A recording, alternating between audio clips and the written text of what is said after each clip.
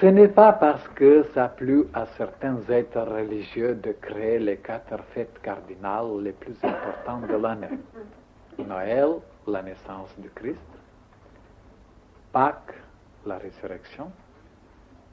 La fête de Saint-Jean pendant l'été. Et la fête de Saint-Michel à l'automne. Ils ne sont pas par hasard, vous le savez.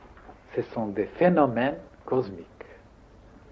C'est toute une histoire astrologique, oui, et même kabbalistique,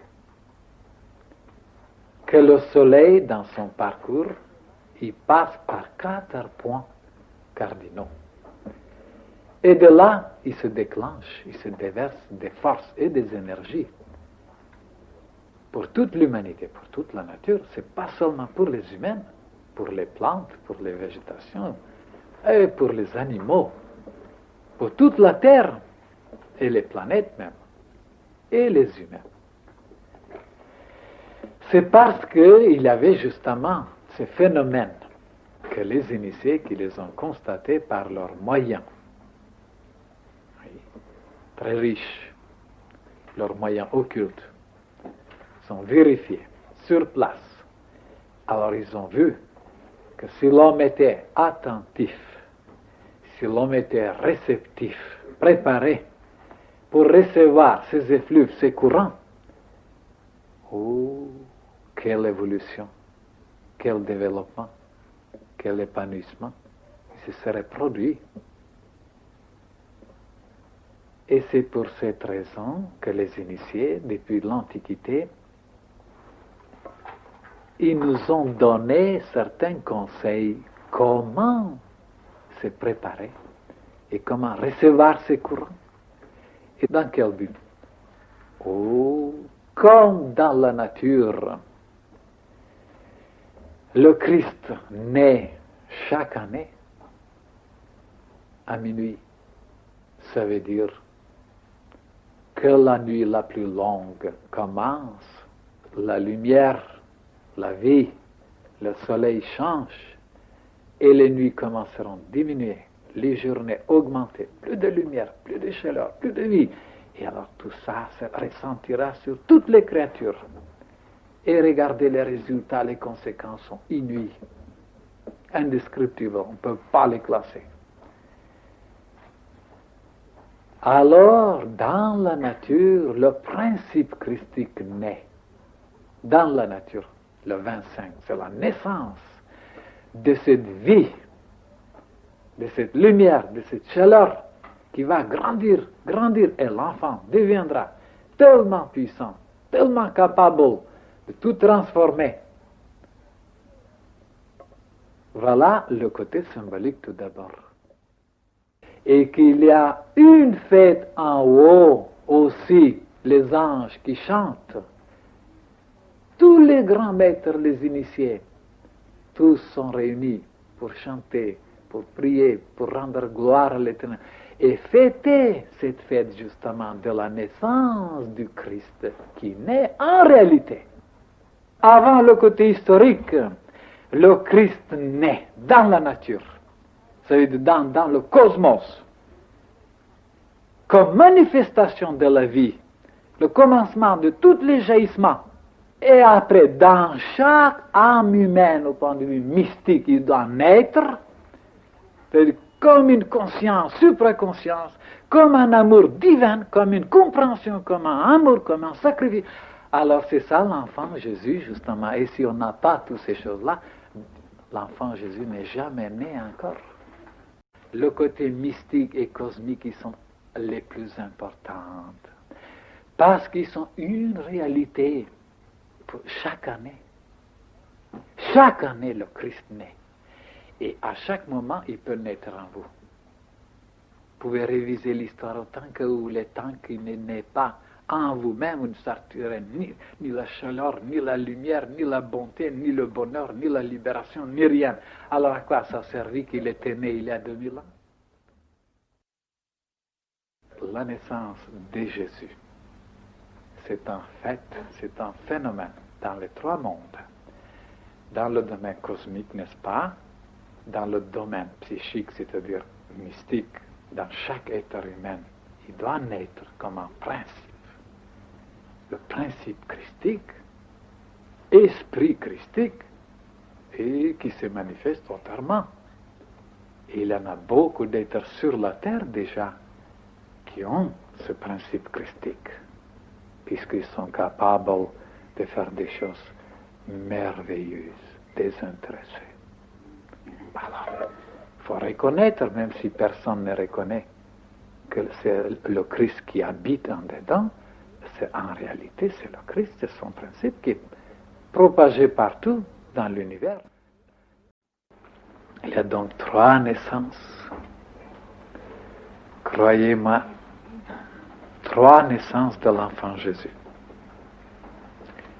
Tout d'abord, ils naissent dans l'intellect. Enfin, on a une lumière éblouissante. On était illuminés, éclairés. Enfin, on a compris. Mais il faut naître après temps. Et ça viendra. Du moment qu'on continue, ça viendra la naissance dans le cœur. Et quelque temps après, dans le plan physique. Et vous direz, pourquoi dans le plan physique? Parce que je vais vous faire entrer dans les degrés supérieurs de l'école initiatique.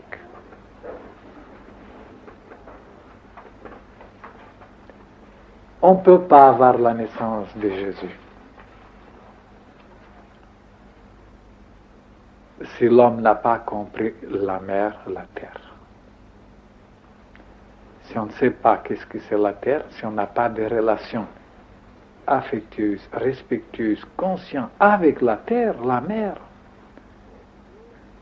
oui, on n'aura aucune possibilité de changer son corps physique si on n'a pas de relation juste avec la terre. Parce que notre corps est en relation avec la terre. Et il va retourner à la terre, puisqu'il est tiré de la terre. Donc, comme il est son fruit, son enfant, s'il n'est pas en relation correcte avec la terre, l'enfant Jésus ne peut pas naître dans ses actions, dans son corps physique. Alors là, c'est toute une science prodigieuse qui touche les relations, le comportement avec la terre. Comment lui parler, comment se comporter, comment puiser des forces et comment lui donner tout ce qui n'est pas bon. Parce que là, dans ce laboratoire, en dedans des usines, des laboratoires extraordinaires, qui peuvent tout transformer et vous le donner en état pur. Alors, vous voyez, donc la naissance de Jésus, c'est une question extrêmement importante que tous les initiés s'occupaient, et même dans l'Évangile, il est dit. Un des apôtres, Saint Paul, qui disait, oh mes enfants, il disait, quelle peine, quelle difficulté je me suis donné pour faire naître l'enfant Christ en vous. Donc vous voyez. Donc il comprenait ces choses-là. Donc l'enfant, le Christ, devait naître dans chaque âme humaine. Si on s'arrête seulement sur les paroles que l'ange avait dit au berger, qu'est-ce qu'il a dit? Vous pouvez répéter les paroles de l'ange devant le berger. Gloire à Dieu, n'est-ce pas, au Très-Haut, et paix sur la terre aux hommes de bonne volonté. Ouh, voilà des paroles extraordinaires. Est-ce que vous les avez déchiffrées? Pourquoi il a dit la paix? Chez les humains de bonne volonté. Et en haut, c'est la gloire. Exactement, quand l'enfant naît, il glorifie le Seigneur. Il a une gloire partout. Et il a une paix qui s'installe. Donc l'enfant apporte la plénitude. Mais l'enfant divin, c'est lui qui apporte l'apaisement, la tranquillité. Et alors, les parents, en ce moment, il y a une plénitude. Et la formule que le Maître nous a donnée, l'amour de Dieu apporte la plénitude de la vie, contient le plus grand mystère aussi. Parce que l'amour de Dieu, donc l'âme doit recevoir cet amour comme la femme reçoit l'amour de son mari. Cet amour-là, divin, apporte la plénitude de la vie. Donc, il amène l'enfant Jésus. Parce que l'amour n'est rien d'autre qu'une naissance, un moyen de naissance. Hein? Pour les initiés, c'est comme ça. Alors, l'amour de Dieu apporte la plénitude de la vie. Et sachez-le désormais, mes chers frères et sœurs, que le Maître vous a laissé une formule parmi les plus grandes, les plus puissantes, qui contient une science. C'est ça, d'accepter cet amour divin pour faire naître l'enfant divin qui apporte la plénitude de la vie. C'est l'enfant qui apporte la plénitude. Et l'amour n'est rien d'autre que la prédiction, l'annoncement de l'enfant qui s'approche. L'amour de Dieu qui apporte la plénitude de la vie. Vous voyez, c'est caché un grand mystère. Il n'a rien inventé comme formule sans qu'il a caché en dedans toute une science. Ce n'est pas seulement pour le répéter cette formule pendant les repas, mais pour que nous puissions arriver à avoir cet amour de Dieu, d'effleurer notre âme, et notre âme qui devient comme un mari, et de concevoir un enfant, le Christ. Et après, que des changements dans l'existence. Et dans tous les domaines, tout s'éclaircit, tout s'arrange, tout s'améliore. La paix arrive, la beauté, la jeunesse, la force, la santé, l'amitié, la foi, tout le monde vous aime, tout le monde vous cherche, et tous les problèmes commencent à se résoudre. Alors vous voyez, est-ce que ça vaut la peine maintenant de travailler une année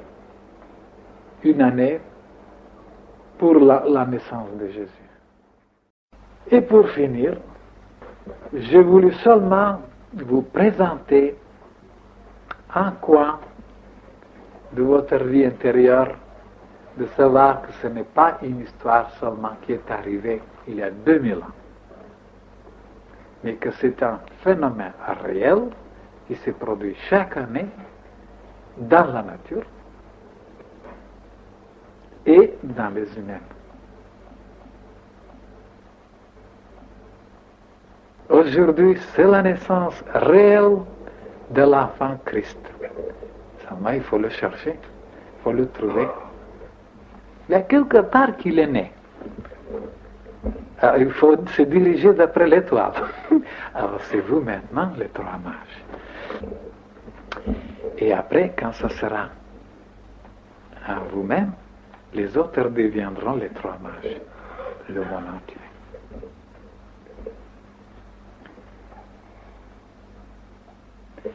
Maintenant, je vous souhaite la paix, l'harmonie, la lumière, mes chers frères et sœurs, et le bonheur ainsi que la richesse.